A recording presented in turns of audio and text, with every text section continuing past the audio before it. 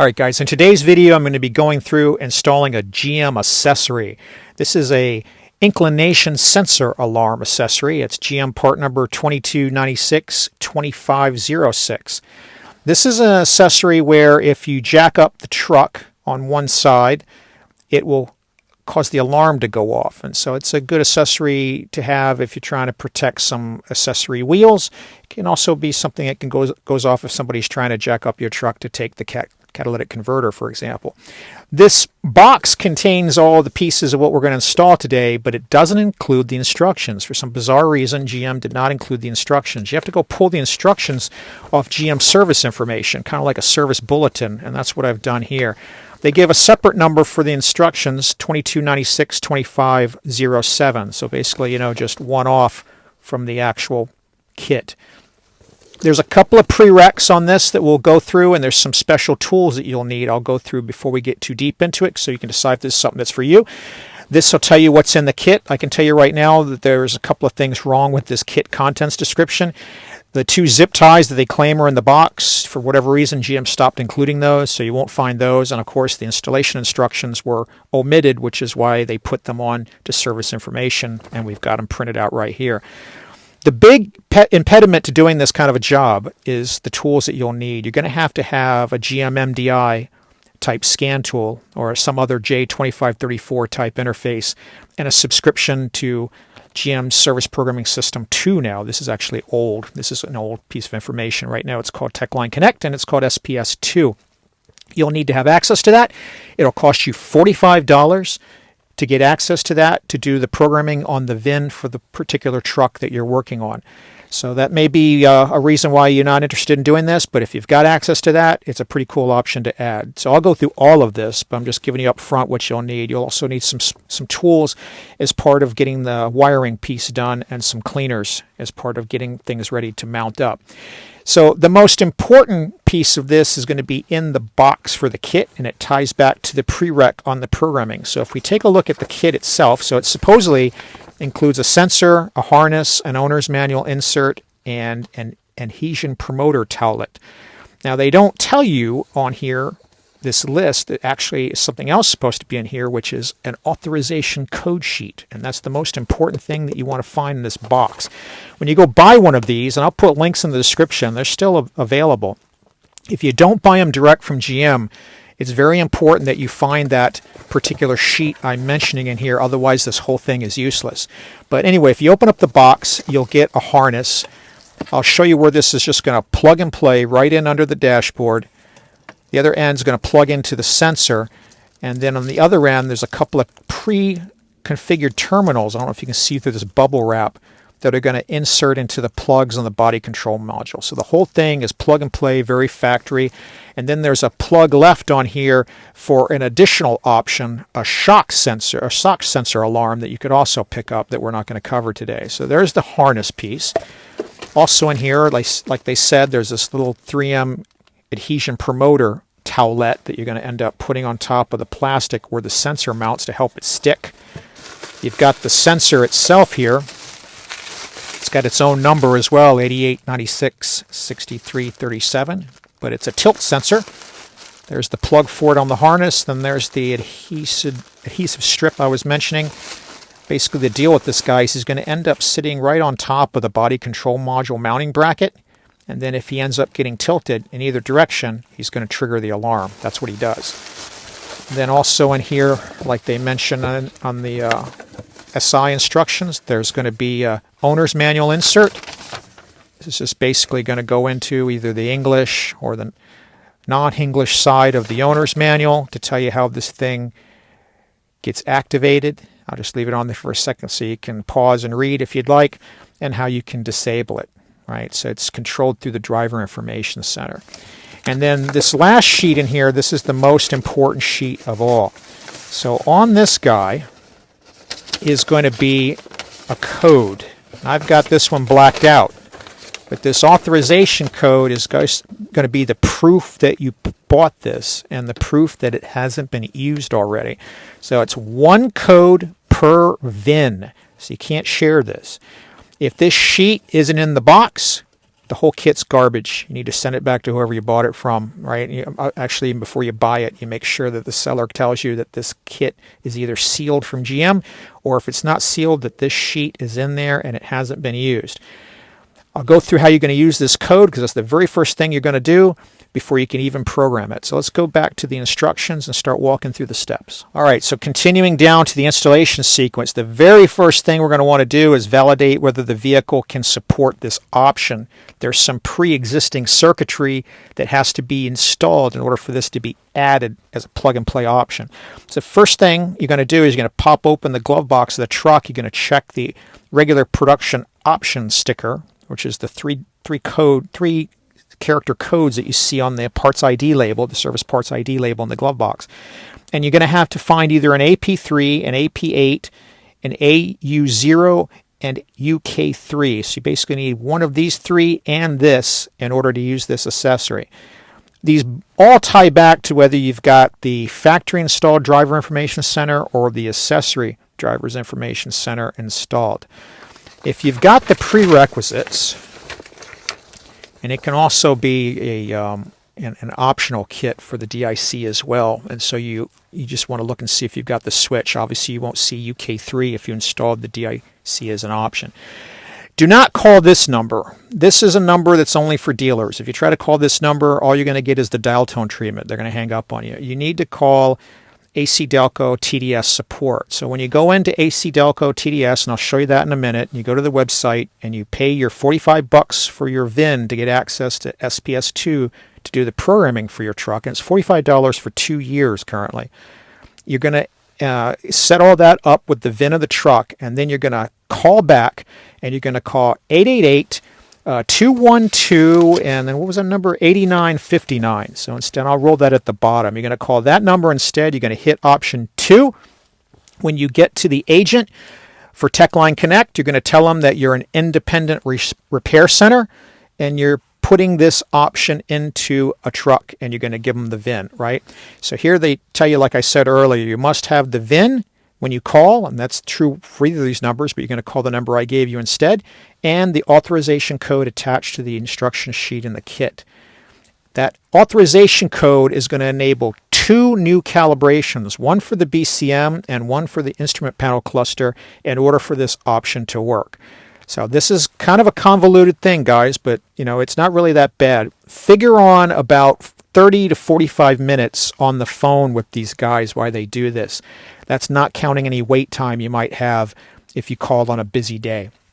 If you call and it's busy, my recommendation is hit the number that says they'll call you back. They're very good about doing that. Give them a number, have them call you back. Make sure you have the VIN with you when they call you back, and make sure you have the authorization code. That's all you need. They'll go in to GM's international GM VIN database. They'll plug this code in next to the VIN of that truck. That will then enable the option. Then when you go back into SPS2 on your BCM and IPC, you'll see a calibration. You'll program it for both these modules, and boom, it's ready to go. The other parts of this is just normal SPS information. You can't use a Tech 2 anymore. Techline Connect no longer supports the Tech 2, so you're going to have to use an MDI or an MDI2 or some other J2534 compatible programming tool. We're going to throw a battery maintainer on for this programming, so they're just going through all this, and then they're going to talk to you about just common sense stuff. Don't mess with anything. Don't touch any harnesses. Don't touch anything while the programming's done. The other thing I'm going to tell you to ignore is, in the old days when we did this, we would get these numbers back called a VCI number. And that was the case of whether you called the dealer support number or the AC Delco TDS number. But GM doesn't do these VCIs anymore. Everything is done through calibration. So just kind of ignore this. You're going to end up reprogramming both modules, but there's no VCI number. You're just going to pick a new calibration. So the very first thing we're going to do is we're going to program these 2 modules. Now, I'm not going to show calling AC Delco and give them the authorization code. You're going to have to do that using the number I gave you. But once you get all that done, then we're going to come back and we're going to pick it up at the programming. So I'm going to go grab my MDI. I'm going to go grab my tough pad, and we're going to go ahead and set the programming up. All right, guys, the very first thing we're going to do is we're going to get a battery maintainer going here.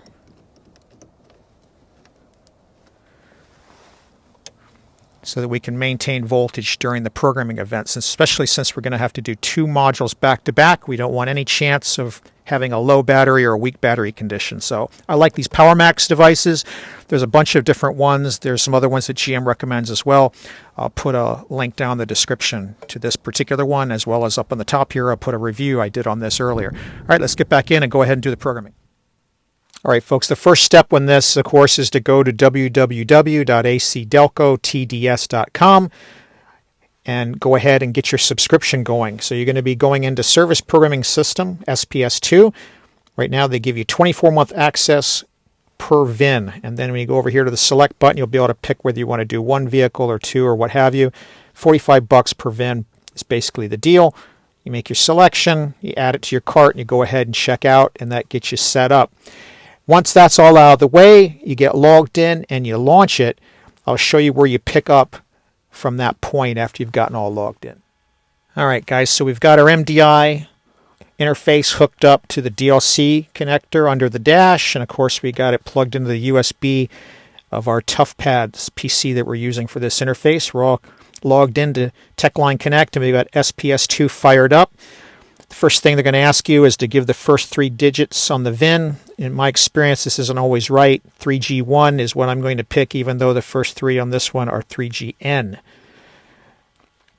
That's going to get us into the ability to go into the next screen, which is where we'll be able to pick the different modules we've got. And the very first one we're going to do is the body control module. We're going to leave everything normal and programming and setup on this guy.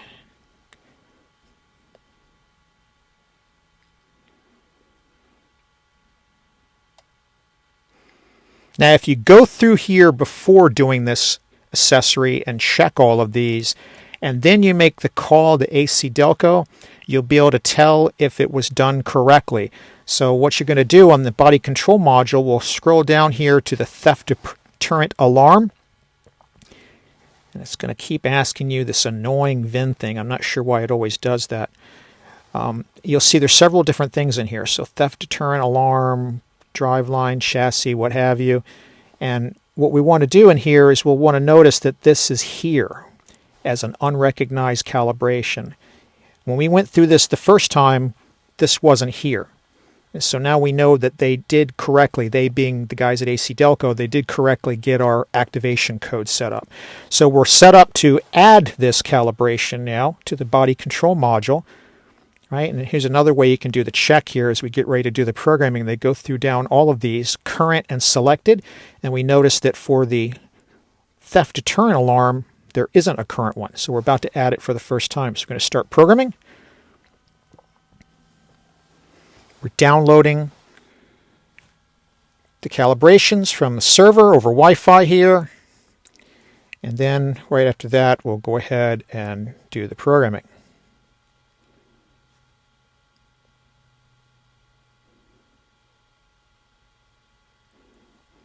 Shouldn't take too long, so we should be able to just leave it on here. Let's see.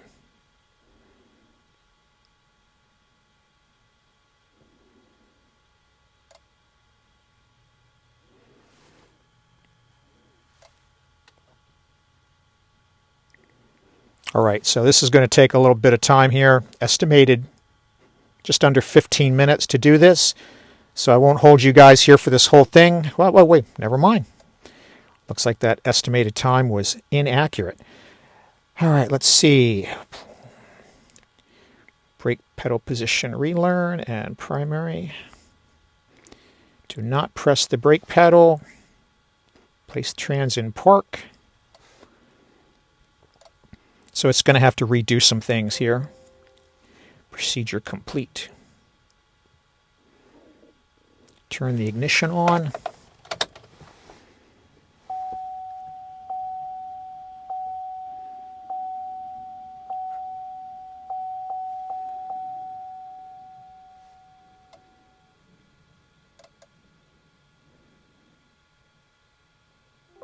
Okay, and that procedure is complete as well. So we've finished setting up the BCM here. All done. Now we're going to have to, on this same VIN, do the instrument panel cluster piece. So down here you'll see there's two, instrument cluster and instrument panel cluster. You want to select instrument panel cluster.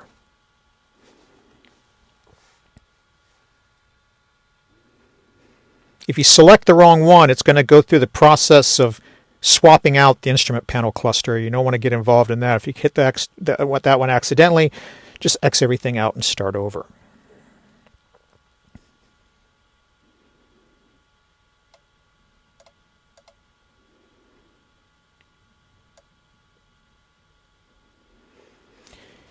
All right, so this VIN thing is just really annoying.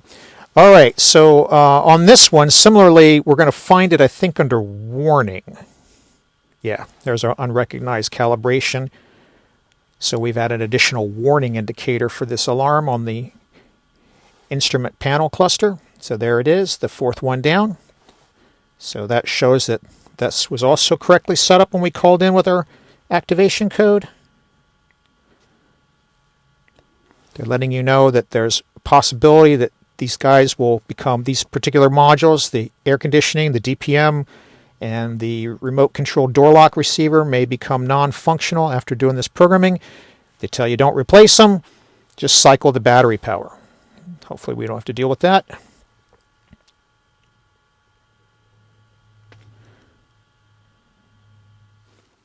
All right, we're currently writing to the instrument panel cluster.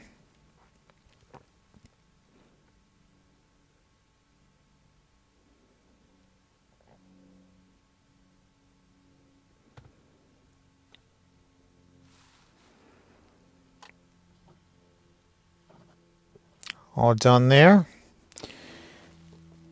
All right, and they're giving us some sort of warranty claim that we don't care about. It's going to go all the way to the back of the front. Go back into SPS.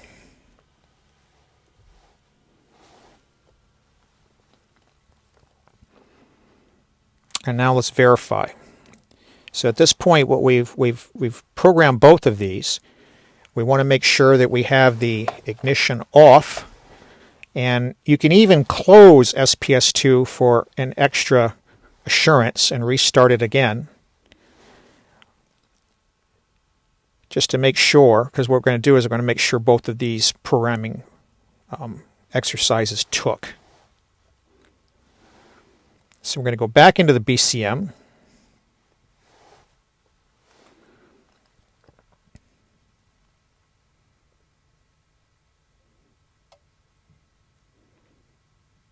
And we're going to verify that we see that that calibration for the theft deterrent system is no longer unrecognized, but is actually present. That'll tell us that the programming on the BCM took. So we're going to scroll down, theft deterrent alarm. Right, so now we have that current calibration as the one we added. Let's go back and do the same thing on the instrument panel cluster.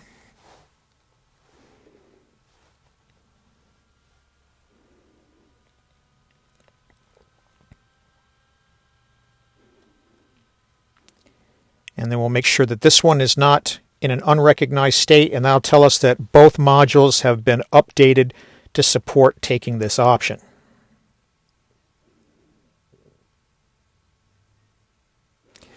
All right, we'll go down to the warnings, and we can see, yep, we've got the 308 calibration. Okay, so we're all done here, and we can close this down and we can start the installation. All right, we've completed the programming now at this point, and we got the ignition turned back in the off position. Let's go ahead and get to the installation itself. So if we flip the page here, what we're seeing in this direction is a picture of the bracket that holds the body control module, and I'll pop underneath and show you that in just a second here on the driver's side. So just like the arrow says, this is looking from the outside of the vehicle on the driver's side in, and this would be the part of the bracket that's facing the outside of the vehicle, and then right on the other side is the body control module. Anyway, they're trying to familiarize yourself with this shaded area up on top. That's where the sensor is going to sit. They're going to want you to get up there and get that cleaned with alcohol-based solvent type chemical. something like this so that it doesn't damage the plastic. And then right after that, we're going to open up the adhesion promoter towelette, and we're going to get that going on there as well, because that needs to sit for at least 3 minutes, and so that can sit while we do the other work. We're going to remove the body control module from this bracket. It just kind of snaps on. They tell you that here, just by gently opening the top and bottom snap fingers, you'll be able to get this guy disconnected. And then we're going to unplug 3 connectors, the blue, the pink, and the gray. So it's cavity 3, 6, and 7, just like you see there. And then we're going to take a small screwdriver. You can use a pick as well. I'm going to show you that. And we're going to open up the TPA, the terminal position assurance lock, on each of those connectors, so that we can insert the new wires that came with the harness. And they make a point of telling you that the TPA doesn't fully come off the connector. You'll see it when I get down there. It just kind of pops up a little bit. Unwrap the bubble wrap from those terminals, and then you're going to plug them in as shown here on the next page. So they're telling you you're going to take one wire and you're going to plug it in on the blue connector, J3, into position 7. So you're going to take the gray wire on the harness and plug that into position 7 of the light blue plug. Then you're going to take the yellow wire on the harness, plug it into cavity 23 on J6, which is the pink plug. And then you're going to take the purple wire and plug it into cavity 15 on J7, which is the gray plug. You're going to push, click, and tug the wires to make sure they're seated, and then you're going to reseat the TPA back into place, and you're done. You're going to reconnect those back into the BCM, and you're going to put the BCM back where it goes. The next thing we're going to do is we're going to go over to this IP body relay cover, and I'll show you that as well. We're going to depress those 2 locking tabs at the top so that we can pull this off. It's got 2 tabs and 2 clips at the bottom. And then once we expose that, they're going to show you that right above there is where the brake pedal is. You're going to end up routing the harness from the BCM right over that, down below there, and you're going to plug it in right there. And that's going to complete the wiring harness piece that we have to go do. And then we're going to come back over here. We're going to put that cover back on. We're going to secure the harness with a small zip tie. I'll show you where we do that. It's just in front of the BCM. We're going to plug the wiring harness into the sensor. We're going to reset the BCM by turning the ignition off and then on again with the engine off, right? So on, off, and then back on so the lamps are lit on the dash. And then we're going to take a scan tool and we're going to remove the trouble codes that may have been generated by us unplugging and plugging these connectors in. So we're going to clear all those DTCs out. We're going to turn the ignition off. We're going to open the driver's door. We're going to put the sensor on the floor. We're going to arm the alarm system by using the key fob to lock the doors. We're going to sit until the security lamp goes off on the dash, and then we're going to tilt the sensor for a few seconds, and we're going to make sure that it activates. As long as it should activate after several seconds. It's going to then get the horn and the lights going and turn it off, and then we're ready to mount it on top of the bracket. So we'll peel off the sticker, stick it on into position 2 here, and then we're going to take another zip tie and we're going to secure the other end of the harness after we plugged it in to the right hand lower bracket that's holding the BCM, and then we can take the sheet and stick it in the owner's manual, and we're done. So I walked through all this in what you see written, and now let's go walk through and actually do it. All right, guys, so looking underneath here, here's the body control module. Here's the DLC connector that we had the scan tool plugged in. So there's the body control module bracket right there. This guy right in the back here is that IP cover that we're going to have to take off. So let's go ahead and get the body control module off first. So if we can set the camera up where you can see it, here's the first tab that we're going to pull down, and then we'll be able to get the other one on top and it'll slide right off. All right, guys, so we're going to pull this down and we're going to move the body control module forward, and then we're going to pull it down to get it off the bottom, the top one. Now we got this harness that's kind of in the way, so we're going to move that. And then we're just going to kind of work it down So first one we need to unplug is this gray one. See, we're going to push this down. I'm going to try not to block your view. And then we're going to take this pink one off. And then the other one they want us to get was the light blue one. I don't know if I can get this one down where you guys can see it. In fact, I know I can't, and I'm going to need to block your view to unplug that light blue one. So let me get the light blue one unplugged, and then we'll get the new wires. All right, guys, to get access to where we're going to want to put the sensor, we're going to need to take this panel off. It's really the only practical way to get in there. There's a Phillips screw holding it right there. If we zoom in, right, there's one there. There's another one over here on the far corner. And there's a 10 millimeter bolt that you can see right down in that crevice right there. So those 3 fasteners off, and then you've got a couple of clips. You got one here, right, kind of like behind the headlight assembly or the transfer case assembly. You've got another one right over here that you'll need to take a trim tool, and then you got another one right down here at the bottom. 3 clips, 3 fasteners, and this comes off. Let's go ahead and remove it. Okay, guys, we also have to pop off the fuse panel cover in order to remove this bottom piece. As you can see, it's just held in by 3 push pin clips and an alignment pin. So just pop that out with your trim tool, and then you can go ahead and use your trim tool to pull this piece off. Okay, you're going to use your plastic trim tool on this corner, right underneath the controls for the transfer case or the headlight, because you're going to need to pop these 2 clips off. This is the guy that's there, and this is the guy that's over there.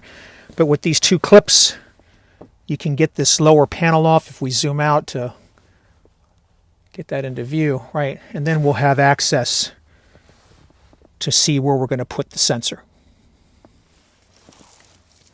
All right, so let's get these terminals unpacked.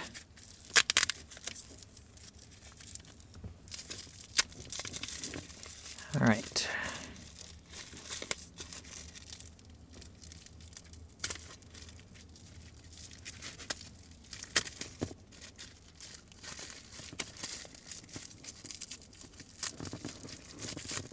Sticky tape. Okay. So there's our 3 terminals. We got the purple one for the gray cavity. So let's do that one first. We'll actually go in reverse order. So here's our gray. I'm going to take a small pick. This blue piece of plastic is the TPA that they were talking about. Just going to try to get this guy to pop up. There he goes. So that's all he does. He just pops up a little bit, and then you can hear him snap back in, right?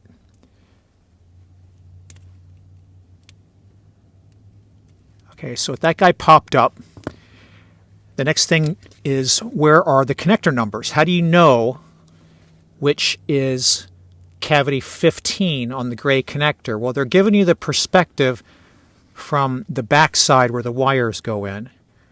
And you can also take a magnifying glass, and if we zoom in really closely, if I can get the light just to shine the right way here, you can see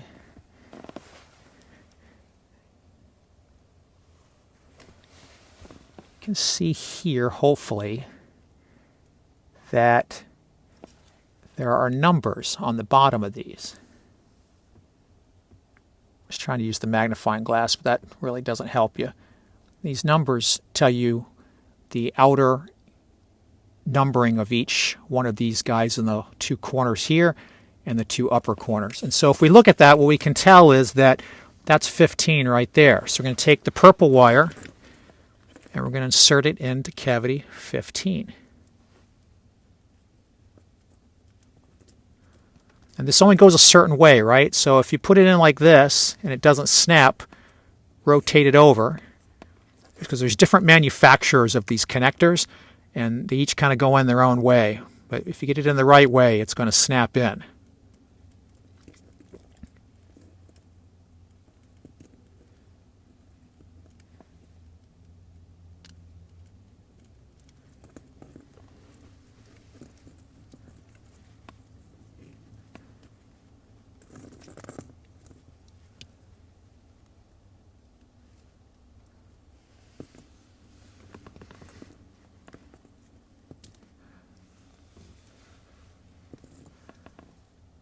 I think that is in the right way. However, she still isn't snapping. There she goes. All right. Finally, I finally heard it click. And then once it snaps in, we can lock it in with that TPA connector. All right, so now we've got the purple on 15 in position. Now the pink one was cavity 23, so same deal. Take our pick. We'll pop up this locking mechanism, which is called a TPA. All right, so we got that up. As long as you got the gap there, it's open. And again, if we kind of zoom in, we can see the numbering here. Like there's position 25. There's position 19. Try to zoom in here so you guys can see that. Right? There's position 25. There's position 19. All right, we got this zoomed in enough where you guys can see it. And so now we're going to take the yellow wire and we're going to put it in a 23. So 25, 24, 23. Third one in.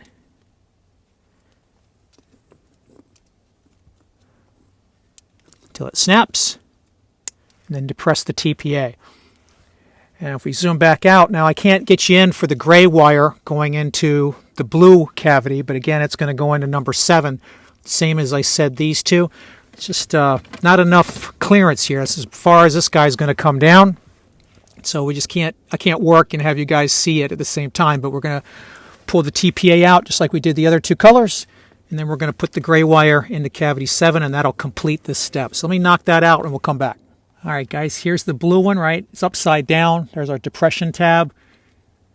This green guy over here is pin 10, 9, 8, and gray sitting right in position 7. 6 remains blank.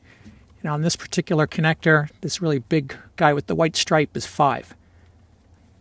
So I can get this red one out of your way so you can see that 6 is still empty right there. All right, so we got them all in. Let's plug it back into the BCM. All right, guys, so I wasn't able to get actually removing this cover, but if you look on the front here, it has a little symbol of an unlock and then an arrow on either side. And what they're wanting you to do is this little lever you can see right here. Right there. Right? Actually, let me get a different tool here because this is the tool I actually used. A little plastic tool, and you push this in. Push this in on each side. You're going to go in here and you're going to push this in on each side. And that's going to release the latch at the top, and then you can bend it back and lift it up. And what you've got going on here is there's a slit you can see right here. Right? And then there's a little latch that we pushed in.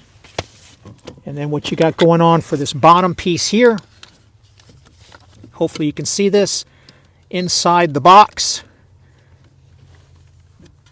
right there, it's like a little round latch that slides into this bracket on the bottom.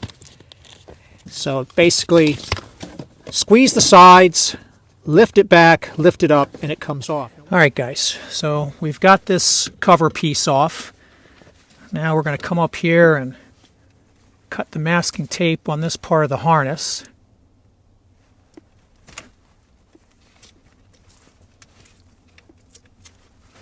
This is just holding the fold together. We need to have some more slack.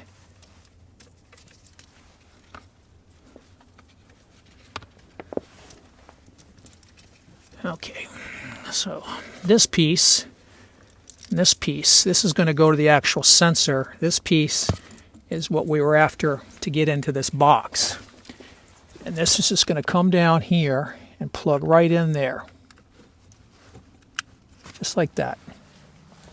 So to get this off, what you've got on the cover here, there's like a built-in push pin on this guy. And like we were showing in the earlier clip, there's the icon where you push in on the sides, and then we can roll this back enough to prise this out, this push pin out. You don't want to use any metal tools because you got all kinds of wires in here, but you want to come in here with some type of trim tool and work this guy off. It's made into the cover, right? So it really didn't seem like an easy way to get underneath it, but if you got a thin enough tool, you can kind of get something underneath it and push it out that way. But the point is we need to get this cover off so that we can install this. And then we want to do the routing of this the way they suggested over the brake pedal. So I'm actually going to unplug this and route it the way they want it. And then we're going to hook this guy back where he goes.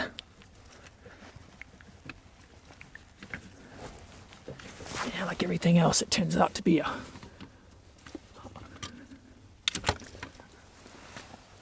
difficult, but yeah, we'll go ahead and do this routing, and I'll show you that routing, and then I'm going to go ahead and I took this out to get a better, feel for it. But now if we zoom in here, you can get an idea for how this guy mounts. Got these little ears on the side, one over here as well, and they're going to fit into these little slot pieces on the metal frame like that, and then this guy's going to end up clipping back like that, right? And that I took it off just because it was easier to get some leverage to get this clip loose. So let me get this routed, get the cover back on, and then we'll do the last part of hooking up and testing it. All right, we got that cover back on, and you can see right here is where we chose to zip tie the harness. All right, like that. And then we've got this guy running up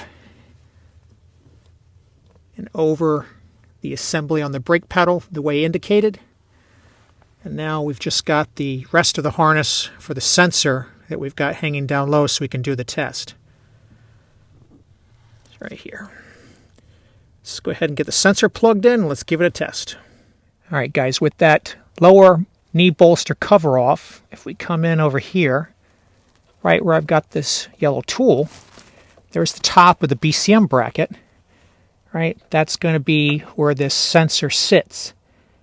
And so this is going to give us the access. With that out of the way, we'll be able to come up in here, clean the top of this, right? And then we'll also be able to place the sensor. So let me grab the sensor and I'll show you how he's going to sit in there when we get it all cleaned off.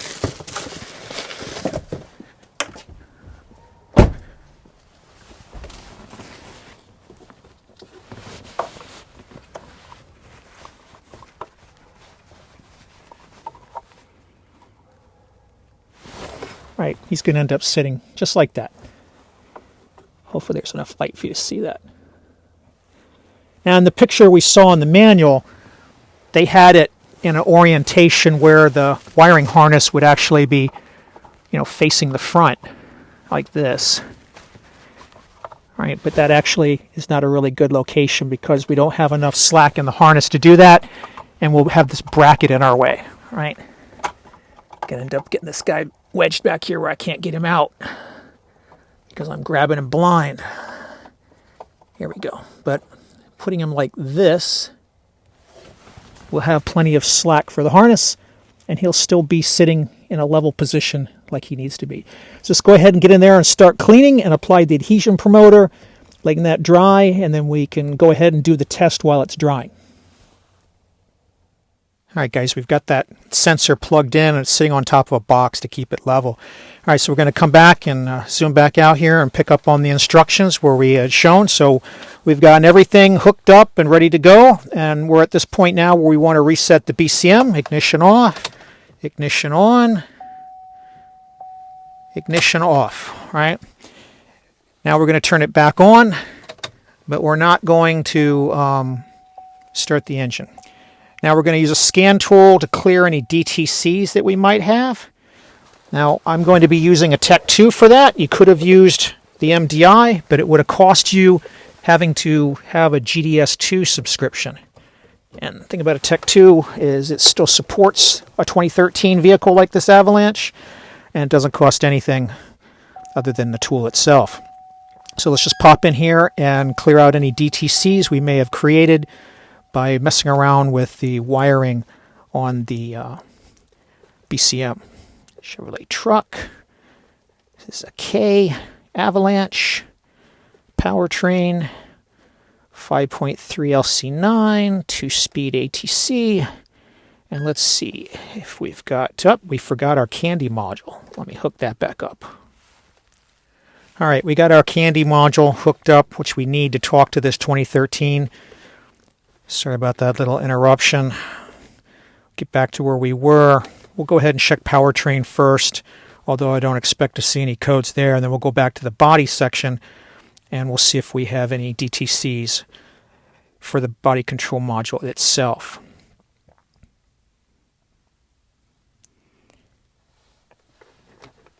Okay, we got no codes here. Let's go out to body, where we expect to have some codes, if we're going to have any. And we have got the up-level radio, automatic AC, establishing communications. Might have to put the key in.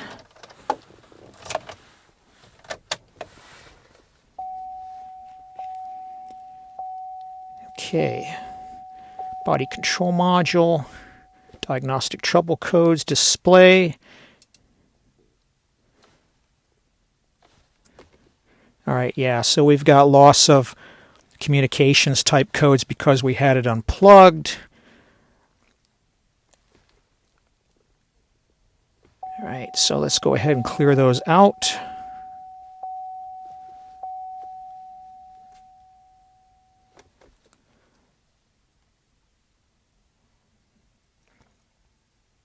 As soon as those are cleared out, we should be good to go. Okay, no codes. All right, so we cleared up any codes that were created by what we did. And by the way, guys, let me show you some other way you can tell the programming is good here. Shut off our Tech 2, turn off our key. If you come over here and look in the dash area, you can see now we have a DIC option to turn off the motion sensor. It's just another confirmation that we've got the programming set up okay. All right, so now we've done that. We've cleared our DTCs. The ignition is off. We're going to open the driver's door to clear out the wrap, retained accessory power, and we're going to arm the system by locking the doors. And at this point, if we look on the dash here, guys, you can see, if we zoom in, we've got a security light flashing. Again, confirmation that the programming is there. It says that you wait for that to go off, and then we'll be able to do a test.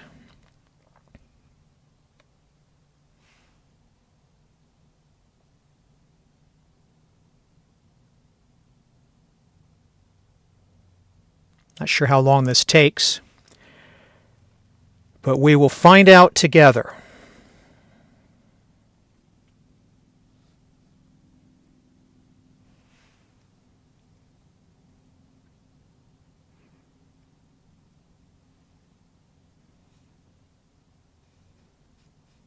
I certainly didn't expect it to last this long.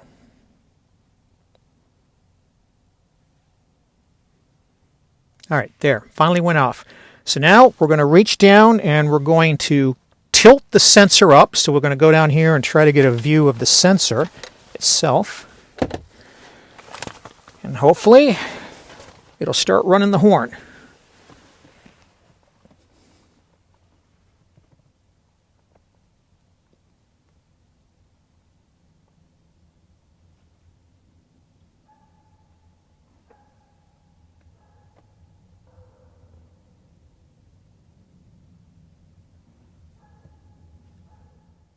All right, guys, a little bit of a tweak to these directions here. We finally figured out what we needed to do, right? So we're going to go ahead and open the door. We already have the sensor down on the floor on the box still, as you can see below, right? It's sitting level on the box. But then we're going to close the door. And now we're going to wait for, right up on top here, we're going to wait for the light to go off. And it could be just a difference with this 2013, because this accessory started in 2007. Right? So, but what we found is we're going to let the accessory power run out by waiting for this light to go off. And then what we're going to do is we're going to arm the system. There we go, the light's off. Now if you look at the dash, there's nothing on the dash. If we come over here where that little security light was, and now we're going to take the fob and we're going to lock the vehicle while we're sitting in the driver's seat. And now the security light is on solid. I think before the blinking was trying to tell us there was some kind of an error. So it's going to be the same duration as we saw in the previous clip while it's flashing, but now it's on solid. So this time I believe it's correctly armed. So we'll wait for the light to go off. This would be duplicating what would happen if you locked the doors and you walked away from the vehicle and you left it wherever you left it. And as soon as this light goes off, we'll reach down underneath and we'll give it a slight tilt. There it goes. So now if we watch on the box down here, I'm just going to come down. I'm going to take the sensor. I'm just going to slightly tilt it up. And then it should only take a few seconds. And there she goes. So we turn it off with the key fob. All right, so this works. So now we can unplug the sensor, peel off the sticky piece of tape and put it in its permanent spot on top of the BCM bracket. So let's go ahead and do that so you can see its normal resting spot. All right, guys, we've got our sensor mounted, glued into place, and we've gotten our trim panel back in position. The torque on those fasteners is 18 inch-pounds. So we're all done, and we've got the inclination sensor, also known as a tilt alarm, all installed, tested out, and the vehicle is good to go. If you got any comments or questions about this procedure, go ahead and leave them below. I'll try to help. It's pretty complex and pretty involved, but definitely a lot cheaper to do it yourself if you got the right tools or access to the tools and the information I provided in this video. If you did find this useful and it helped you get that accessory going for yourself, go ahead and hit that like button, pay it forward. I'd really appreciate it. And as always, thanks for watching.